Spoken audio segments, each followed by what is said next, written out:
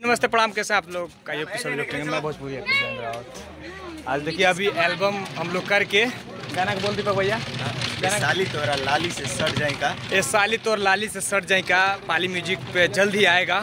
और ये गाना हम लोग नौका विहार कुछ में शूट कर रहे हैं। देखिए हमारे म्यूजिक डायरेक्टर सर और कैमरा मोहन भैया, म्यूजिक डायरेक्टर है सीवी भैया, ये है कैमरामैन मोहन भैया जी, और कोरियोग्राफर आदरणीय बड़े भैया सुशील भैया हैं, जो कि उस गाने के सिंगर दीपक कुमार और काजल जो मॉडल है, जो साउंड लेके चल रहे, जो एक्ट्रेस है, जो साउंड लेके चल रही है। बहुत अच्छा एक्टर आ गए हम लोग।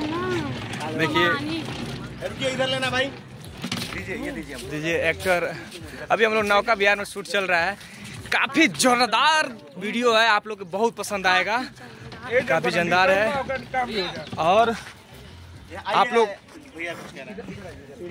जो देखिए अभी लोकेशन हम लोग ढूंढ रहे हैं। हो गया है सब वीडियो और जल्द ही आएगा। देखिए हमारे कैमरामैन, कोरियोग्राफर सर और म्यूजिक डायरेक्टर सर, ये बहुत अच्छा डायरेक्ट करते हैं। और लाइक सब्सक्राइब आप लोग करिए, शेयर करिए। धन्यवाद।